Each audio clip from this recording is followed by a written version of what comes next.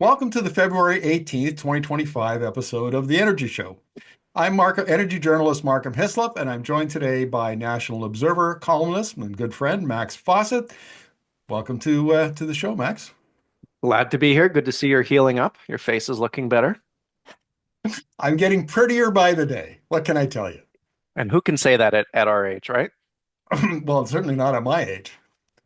Hey, look, you wrote a column yesterday. Danielle Smith and pipelines could save Canada. No, really. It's, lay out your argument for me. So my argument is the threat from Trump is clearly serious. How is it he's going to invade Syria? Probably not, but it is more serious than I think a lot of us wanted to acknowledge. And we need to be able to use our biggest weapon in our trade arsenal, which is oil and gas exports.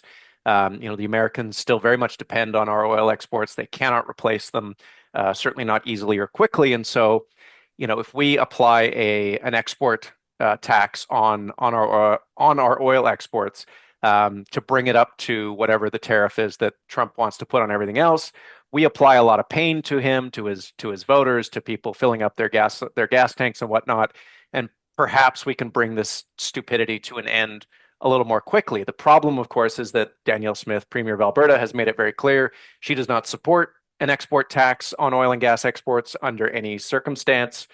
And yes, the feds could do it anyways. I linked to polling in the column that shows it's a very popular idea.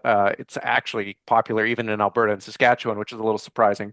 Um, but there's a lot of mayhem that she could cause if the feds did this without her approval. And so the suggestion is the feds promise to build a new pipeline to Tidewater. They give it its full backing, no sort of alligator arming it. They're 100% behind it in exchange for her support for the use of oil export taxes if necessary. So sort of a grand bargain. She gets the pipeline she wants, and Canada gets a stronger negotiating position.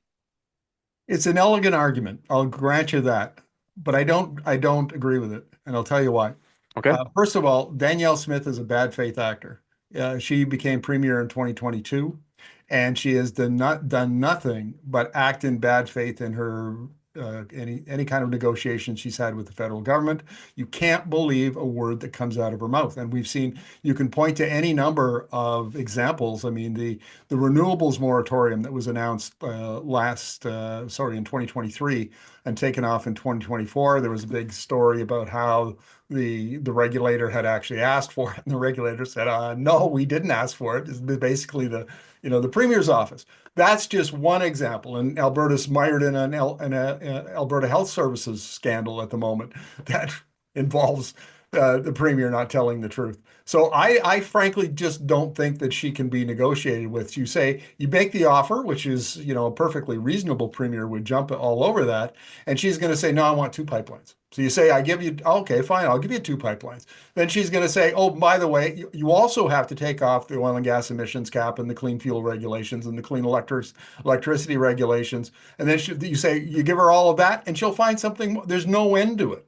I think that's the flaw in this strategy, as elegant as it is. So I assume all of the bad faith that you do. Believe me, I see it up close and personal all the time. The idea is you present the offer publicly. You're not negotiating with her in private. You table this publicly, and you force her to choose. Is she going to choose to reject the offer and sort of look more belligerent, more offside with the rest of the country, or does she accept it? If she says no, I want more, well, then the feds have the high hand because they can say, look, we tried to work with this person. We tried to give them everything they wanted. We tried to give them a new pipeline, and they still want to support Donald Trump. I think you would see the polling numbers on the export tax go even more in favor of the feds in that situation. And then they could do it, right? Then they could say, hey, we tried, and now we have to do this to defend the country. And I think she would, maybe it would please her, her base of supporters, which may be all she cares about right now. But I think it would leave her even more isolated, more sort of politically on an island. If the Alberta NDP could get their act together, maybe they could do something with it. I just think even if I think it's the act of presenting the offer in public that paints her into a corner and forces her to make a choice. I'll give you this. I suspect that if they did that, that would put Pierre Poilievre, the Canadian Conservative Party leader, in a very tough position because he's already allied himself with Smith. He's on side with more pipelines, and I could imagine a scenario where Pierre is picking up the phone and going, Danielle, I think you got to do this kind of thing, and even if she continues to say no, then Pierre Poilievre is an awkward political bind. 100%. It forces his hand. It forces her hand. And this is one of the things that the liberals have not been good at doing is that they're always responding to whether it's Smith or Poilievre. They're always the ones reacting, responding. They're always in a defensive posture. This would put them in an aggressive posture. They are taking the action to those two people and saying, are you with the country or are you with the oil and gas industry? And I really do think that if either Poilievre or Smith came out and said, well, we also need you to lift these regulations or we need this regulatory tweak, it would look so tone deaf that, like, in this moment where we are potentially fighting for our economic lives and you're trying to like give the oil and gas industry an assist, like, no, it would make them, it would show them for what I think they really are, which is politicians in the service of an industry rather than a country or a province. And that's exactly where you want them. I have to say, if I'm arguing that she's a bad faith actor and that's going to be a problem, um, her bad faith approach is common in Alberta. Like when you get into the oil and gas industries and the C-suites, and she's not alone. She's reflecting what she's been told out of the industry, out of the service sector, all of the CAP and the EPAC and all of these trade associations. And I don't I really don't know that there's a lot to be gained given the political context in which he's operating to do this. But let's talk about this Nanos poll. Give us the numbers if you've got them, and I have them in front of me if you don't. Yeah, you got to give the numbers. I don't have them in front of me. Okay, so according to your column, 82% of Canadians support export taxes on oil, 89% in Atlantic Canada. Of course, Newfoundland's got a lot of offshore oil, Yep. and some of that goes down to the US. And even on the prairies, where you've got Alberta's the big kahuna in the Canadian industry, but Saskatchewan has an industry, a little bit in Manitoba. Gas in BC is not insignificant. Okay, so overwhelming support across the country for this. Then do they really need Danielle Smith? Who cares? I think they do in the sense of they can't be fighting a war on two fronts, right? And if they open this up and all of a sudden it's Alberta pulling its hair out and setting itself on fire, but also dealing with Trump, that's exactly what Trump wants. He wants to divide and conquer, and so you have to do everything you can to avoid helping him with his strategy. Uh, and so, putting forth a good faith effort to bring Alberta along, as frustrating as it is for those of us who have seen the way Alberta has behaved all along here, I think is necessary. And I think, as I said in the column, that's something that Mark Carney should do or can do. Trudeau is a dead letter out here. His name is mud, and a lot of that is unfair, but there's no point in litigating it. Carney is, I think, seen much more favorably. I mean, he's basically from Alberta. Yes, he was born in the Northwest Territories, but he grew up in Edmonton. He, in many respects, is an Albertan, and so has a more sort of credible position from which to make the case that he has their interest, perhaps not at the top of his list, but certainly near the top of its list. And I think it would also sort of set the frame as a strong leader, as someone who is not, taking dictation from Danielle Smith and Pierre Poilievre, but actually taking the fight to them. I want to get your view on this, and I know you've written about it a number of times. And what happened between 2015 and the election, federal election, and the latter years, where Trudeau just didn't seem to be as engaged in the politics of it, building a political constituency for the regulations, which you know, take the oil and gas emissions cap. It wasn't a production cap. That was nonsense. Though there might have been some production that didn't survive because the Canadian Energy Regulator has made it very clear that if the oil sands production has to bear the cost of carbon compliance, that means there's a carbon tax and it has to pay that, some of that production is not, and the Sure. reason is because some if we're talking about uh, kilograms of CO2 equivalent per barrel, some of that stuff is, well, the average is 66. Some of it's like 140 kilograms. Some of the dirtiest oil on the planet. Yep. Well, if it had to pay a carbon tax of any consequence, it would probably be taken out of production. So there's some truth to that. But Trudeau just never seemed to engage with that argument or any of the other arguments. He just Well, So so what's your take? some of it is Jerry Butts leaving, right? Butts left in 2019, and he had the sort of vision for a lot of this stuff. It's not a coincidence that he's involved in Mark Carney's campaign. He's very good at politics. He's very good at seeing the whole field, and I think that was the case. Some of it is Guilbeault becoming environment minister. When Wilkinson was environment minister, I mean, Wilkinson's from Saskatchewan. He lived in BC. He has oil and gas experience. Like the guy knows his stuff up and down. Guilbeault is a different cat, right? Like he's very much from the sort of Quebec environmental left, and I think to his credit, he's done a lot of learning on the file and has gotten a lot savvier in terms of how he talks about it. But he has never been a credible messenger out here. He has kind of confirmed the view of a lot of Albertans that this is a government that's hostile to their interests, facts notwithstanding, facts as I've laid out in columns, but that is the view. And they've kind of given up on Alberta, right? They play defense when they need to, but they don't play offense. And a lot of these issues were easily winnable for them if they knew how to play offense. They just never have bothered to, basically, since they rolled the carbon tax out, right? Yeah, the fair argument. I mean, you and I have discussed this on some of our Energy Talk podcasts where we've had you on as a guest, and I would agree. So, Max, I want to run something by you, and Mhm. you're the perfect foil for this because you're very good at spotting holes in arguments, and I have no doubt there's a few in my argument that I'm going to present here in a moment. I think we should lean into the U.S.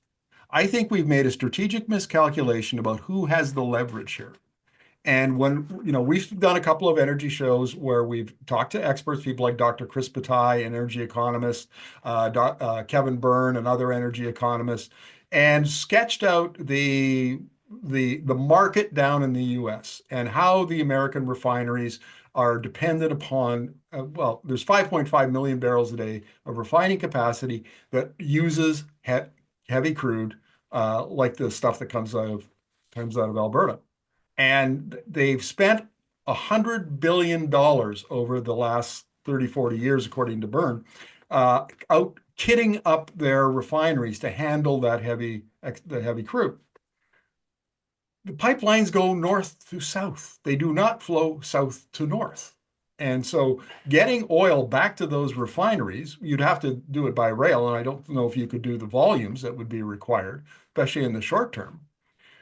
So here's my proposal. Spit in his eye. Say, you know what? We supply 60% of your imported oil now. We're going to make it 80 or 90% because the Mexico wants to take its Maya heavy crude out of the market because it wants to refine it at home at 600,000 barrels a day. Venezuela, poor old Venezuela. I mean, it's having a hard time, and I think it would be vulnerable in the U.S. Gulf Coast market. So say to Trump, we have the leverage, not you. We're going to take more of your market share. We're going to make you more dependent on us. Then do something and see what happens to you. And I think that is the muscular approach, the strategic approach here. Um, okay, let's find the holes. Two things. One, as a I had one of my quote unquote fans writing me a letter today referring to me as Little Max. Um, as a smaller gentleman growing up, but someone who had strong opinions, I learned that you could probably get one or two shots in at a bigger opponent before they, brought the thunder down. You got to pick your spots. And ta taunting the United States, I almost said taunting the United States, um, even if you're right, you're wrong, right? Even if we have a good case to make there, even if we can make them hurt in terms of their oil and gas refining and whatnot, they can kill us. And you have to be smart about that. So I think from a broader strategic perspective, um, that is a hand that you cannot afford to overplay. Um, on the actual sort of So can mechanics I of how, just respond no, to no, that? no, hold on. Well, I just wanted to make a point, and Okay, I apologize for interrupting. You know me, Max. I never interrupt guests as a rule, but you're going to make 2 points, and I'm going to fine. forget what the first one was, so I'll respond to it now. Okay. And that is that this you were proposing an export tax on their oil anyway. Hmm. That's the more aggressive response. That's part of what I'm arguing for. But if you're going to, that is the shot that the bully will respond to. Uh, so I think it's baked into the cake that if you put an export tax on, Trump's not going to be happy. He might come back. And whether it's 60% of the market, 80% of the market, that part doesn't matter. Anyway, go on for point number two.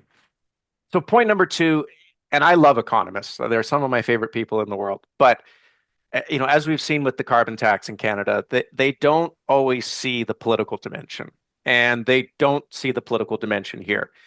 It is true that there are, $50 billion worth of sunk costs in those refineries. It is true that the rational economic thing to do would be to continue exporting our heavy barrels because, Mexico's dropping off, as you said, Venezuela's a basket case. The Trump administration is not a rational administration. They are not operating on the basis of cost benefit. They're operating on the basis of sort of nationalistic geopolitical a nationalistic geopolitical frame. And so it is very possible that we, remind the Americans of how vulnerable they are and how dependent they are on our exports. And they say, okay, we'll continue to export or import your barrels for as long as we have to. But we're going to throw everything we have into developing our own capacity here, which means we're going to pay to retrofit all those refineries, have them run clean, light barrels. We're gonna back your barrels out of the market. It'll cost us, but in the long run, it'll benefit us more. And that is an entirely possible outcome here. I actually think it's the outcome that the oil and gas industry fears the most, which is that the Americans are going to put the might and muscle of the state behind processing more American barrels, light barrels in those refineries. It's why Danielle Smith doesn't want to offend Trump or upset him, because I think she's been told we cannot afford to have them do that, right? We have no other alternative at this point. So uh, I think we need to very heavily discount any sort of rational explanation for why things won't happen in the United States right now, because there are all sorts of irrational things happening. Well, fair enough. But I would also argue that one point in favor of my strategy is the fact that there are 650,000 barrels of shipping capacity and barrels per day of shipping capacity in the various pipelines that are already serving the U.S. market. The Enbridge main line is the primary one, but there are some other smaller pipelines as well. And so, with almost no trouble at all and very little expense, we can add a fair amount of capacity. Whereas the argument for building a pipeline, even if the federal government uh, fast tracked it, and it takes, how long did it take to build Trans Mountain expansion? 3 or 4 or 5 years, and then it has to go through a process. And then there's Aboriginal consultations that are required under Section 35 of the Canadian Constitution. I mean, it's a 7, 8, 9, maybe even 10-year process to build a pipeline. And who knows? We could have another, Democrat president in 2029. So what I'm proposing can be done fairly quickly, relatively quickly. What you're proposing, again, is an elegant strategy, but by the time we build the infrastructure to implement it, it's kind of long gone. So, two counterpoints. One, we can increase the capacity on TMX by, I think, 25%, Mhm. just by, increasing pumping stations. There's a bunch of very quick changes that you could make to increase that export capacity. And I think, judging how long it's going to take to build a pipeline in 2025 And speak right there. by how long it took in 2016 to 2024. I don't think that's the world we live in anymore. Obviously, we don't have COVID, we don't have those sorts of constraints, but I think you're going to find that politicians are more willing to push a little harder on some of these issues than they were back then. And I think you're going to find that Indigenous communities in BC are more willing to support it. That was what Grand Chief Stuart Phillip came out and said before, I guess he had a talking to and had to walk some of his comments back. But like, I think as long as there's ownership and equity participation, they understand that the threat posed by Trump is a threat to them as well, right? Their relationship is with the crown. The crown is basically non-existent right now. They are not going to stand up for anyone, least of all, indigenous communities. And so I think they understand that Canada's success is their success, just as much as their success is Canada's. So I don't think it's going to take 8 years to build another pipeline to the West Coast, is my point. My question was going to be, how many years do you think it would take? Maybe five, four. I just don't. I think the thing about Trump 2.0 is, and this is true when it comes to Europe's defense, it's true when it comes to our trade patterns. The first time was a mistake. The first time, Clinton won the popular vote, it was a fluke of history. Second time was not a fluke. They knew exactly what they were buying and they wanted to buy it. And I don't think we can ever afford to forget that America is not the country we thought it was even 4 years ago. It is a country that is going to go down a different road, and we need to make sure that we are protected from that. And we can't protect ourselves from that if we're deepening our trade relationships with them. Okay, so here's an argument in favor of your strategy, and I would argue that it would be part of mine as well, because you mentioned that roughly 200,000 to 300,000 barrels a day of new capacity that can be added to the Trans Mountain system, because now there's two pipelines Yeah. going out to Burnaby. So 200, 300,000. That's no small potatoes. Like, let's set some context here. The general expectation in the industry is that between now and 2030, the oil sands will add 600,000 barrels a day of new bitumen supply. So the question is, in the short term, you've got to have an outlet for that supply because it was previously intended for the American market. Now you got to find another outlet. So let's be generous and say 300,000 barrels a day on the Trans Mountain system. You're right. We've got about 400,000 barrels a day of rail capacity, and we're only using about 100,000 barrels a day. It's not great. The industry, it's a higher cost. I think it's something like 15 barrels a day to get it to market or $15 per barrel, as opposed to 9 in a pipeline. So the industry is not crazy about it, but I think that can be fixed or negotiated, or something can be worked out. So presumably there's your 600,000 barrels a day for the new supply. And I Mhm. think would be a smart move regardless. Who knows? Maybe we'll take it up through Churchill. That's been floated. Yeah. Maybe we'll send it out east and put it on the St. Lawrence Seaway. Mm. Maybe that'll work. I don't know. The smarter people than me will address that particular issue. That still doesn't make us less dependent on the US for the market we have now. And even if we build a pipeline, and let's say it's Energi East at a million barrels a day, going out to New Brunswick and then being exported off to wherever people think there's going to be a market for heavy crude. And I would argue that's an issue. Uh, that still leaves 3 million barrels a day going down to the US market, and still leaves Canada as the largest exporter to the US, or source of imported oil, and still leaves us kind of vulnerable, and only just maybe a little less vulnerable. And we don't get to really play our cards up, and for 5 years until the pipeline. I think for me that's one of the soft the soft underbelly of the argument. Fair. I don't think we get to disentangle ourselves from the closest economic relationship in the world overnight. It will take time. It will take a lot of effort, probably some cost. And ultimately, if the United States decides they don't want to refine heavy barrels anymore because they don't produce them and they only want to refine light barrels, we're fucked either way, right? No matter what we do. So the best insurance policy is to start to disentangle. If that doesn't necessarily mean we'll be able to disentangle fast enough, but it definitely means that if we don't disentangle, or compared to not disentangling, we're in a better position, right? If we have 1.5 million barrels of export capacity, that's better than having 600,000. It's certainly better than having zero of export capacity not to the States. we're not going to be able to replace what we've built over the course of decades in one decade, even. And this is sort of, this is all part of the tragedy of not having pursued the national energy program under Pierre Trudeau. Think of how much better off we would be today if we had actually listened to him rather than maligning him as a, traitor to Alberta. But I think that's an irony that will not probably ever land with people here.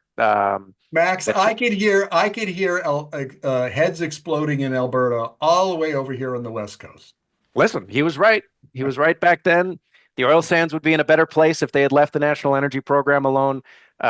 Nobody can actually dispute that, so they will just go other places in their argument. But That is anyways, we true. are we are where we are. Okay, but And let me throw another little angle in here, and this is a hobby horse of mine. You and I have been talking about it for years, but mm, it's getting closer and closer to fruition, and that is the bitumen beyond combustion argument. And I just did an interview last November with Mike Kerr, who was he's retired now, recently retired, but he was running the program for Alberta Innovates, mhm, and they're building a test center in Edmonton this year.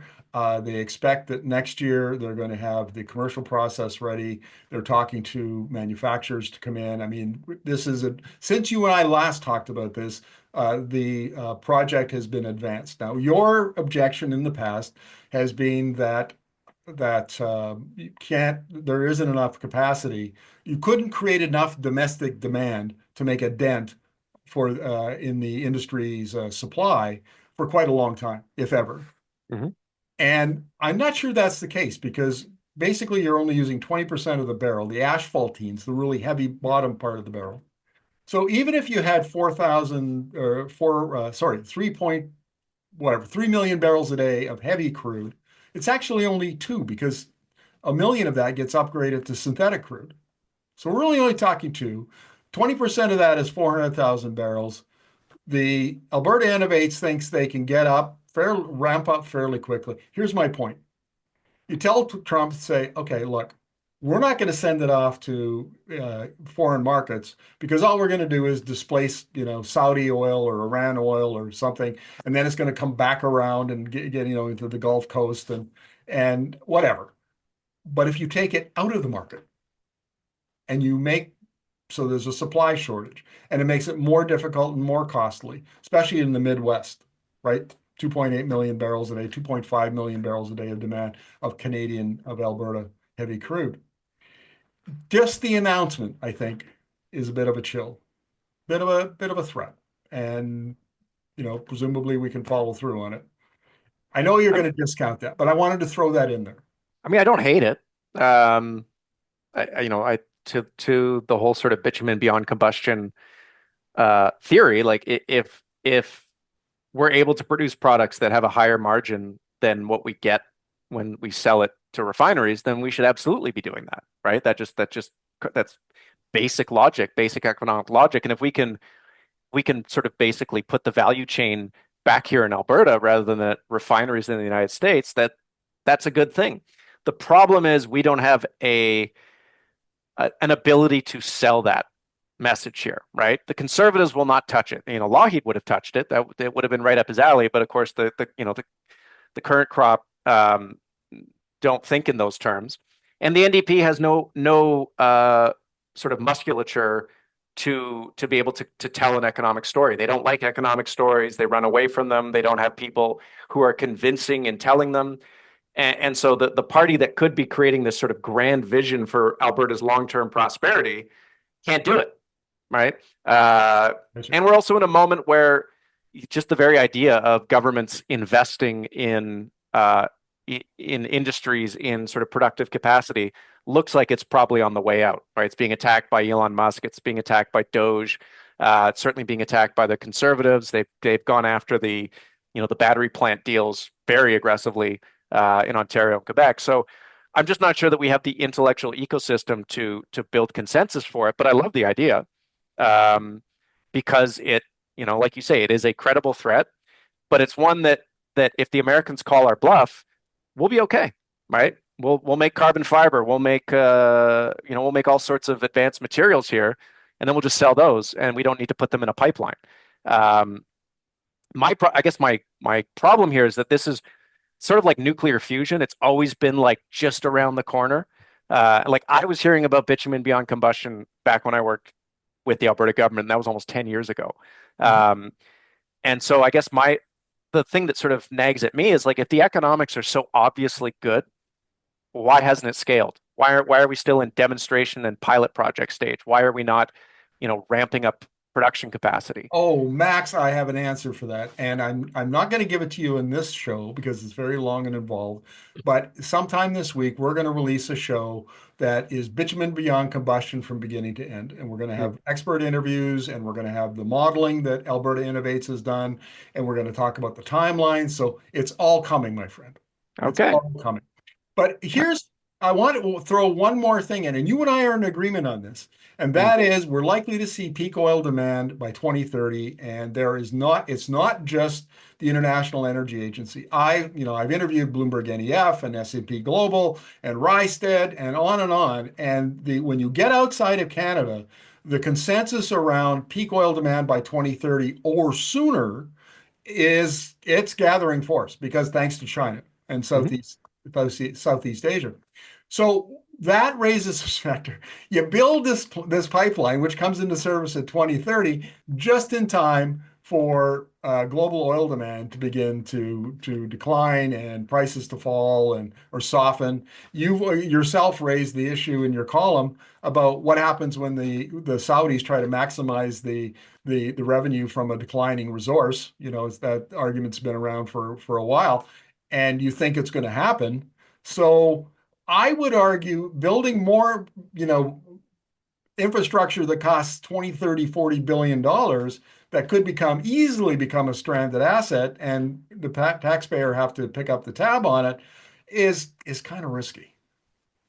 There are no good options here. There's nothing that does not I come with agree with risk. that. I And agree with so, that. yeah, it's entirely possible that, the new, we'll call it the Pierre Trudeau pipeline comes into service in 2030, right as, the Saudis are flooding the market, prices are down, what have you. Um, First of all, and I think you and I both agree on this, like there are plenty of existing oil sands operations that actually have quite low break-even costs. They Yes. could still make money there. And so they could still, the fact that the world would be consuming 90 million barrels a day rather than 100 million barrels a day does not mean that we cannot sell oil. And so I don't think that that necessarily forecloses or burdens a pipeline project, which again is toll based and will collect the money regardless of what the headline price of crude is. My point there was more around the idea that this will just enable massive new oil sands projects. I don't think anyone's going to sanction those because I think even the companies understand that the ship has sailed and it sailed many, many years ago on that. So yeah, like it could become a stranded asset, but number one, I suspect it will pay itself off within 10 or 15 years, even at low oil prices. And number two, we can put other things in it. We could put hydrogen in it. We could put ammonia in it. We could put other sort of things that are made in Alberta in the future, presumably under a government that has a little bit more enlightened worldview about these things, provincial government, and still maintain the economic capacity of that project. I just don't think that we can afford to be in a no mindset right now where we look for reasons not to do things. Um, it is very much about having a greater degree of economic independence and economic security. And if Sure. that costs us a few billion dollars, think about what it's going to cost us if we don't have it. Max, you and I have both laid out arguments for our different strategies. And I would argue, this is what I would suggest, is that both of them deserve to be examined by people who have the expertise to, build a business case or not build a business case. And that gets me back to to the point that I've been making for years now, is the national energy conversation in Canada sucks. It just, we get into Mhm. these uh, it consists of somebody throwing an idea on the table, like, pipelines is a response to Trump, and then we're like lemmings. Everybody just heads there. We don't have a discussion of alternatives or the costs and benefits of that particular proposal, and we're doing it again. We're just doing it again. And I would like to see that at the very least we have a conversation and we put all of the options on the table and just talk about them. Have a summit, I don't care, but some way we have to have a better discussion about what we should be doing than we have so far. So let's leave it at that because while I've got you, I want to bring in 2 points, two little news stories that are relevant to our discussion here. The first one is that on Friday, Donald Trump signed an executive order setting up the National Energy Dominance Council.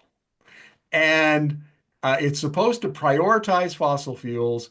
The order actually mentions biofuels, geothermal, and hydro, but not solar and wind, because Donald Trump hates wind, and apparently hates wind because of uh, his golf course in Scotland.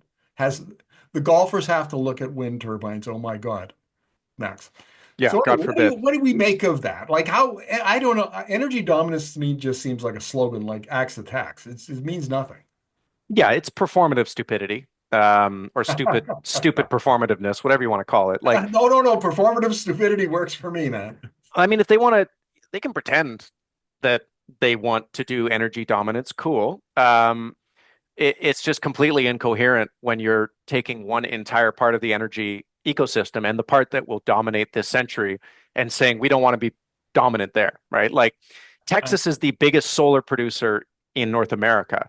Why exactly is solar a bad thing? I feel like Texans would be able to explain that solar is all part of energy independence. It's just a completely incoherent philosophy. And so what it ultimately about is that Trump has lots of oil and gas industry backers.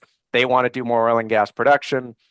Ipso facto, you have this stupid council. So, uh, I don't make too much of it. I pay far more attention to what's happening in China and what's happening in the Middle East. Um, I am waiting for the inflection point where the Saudis decide that it is rational for them to overproduce and they start overproducing, and that is a question of when, not if. I agree. Um, and I think the Americans know that, which is why even though, Trump and his team have talked about energy dominance and they want to double production and this, that, and the other, the oil and gas companies are all basically going like, no, we're not going to do that. Because they know if they poke the Saudis will poke them back. I want to push back on that a little bit because it's very clear now that in Alberta, and this is the second news item. So maybe I'll introduce it this way. Uh, Energy Secretary Chris Wright, who was the head of a big oil services company, and has Mhm. written extensively about the wonders of fossil fuels. He's the Alex Epstein of the oil industry.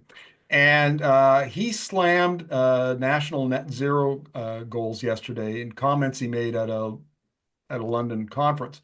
Net zero 2050, he says, is a sinister goal.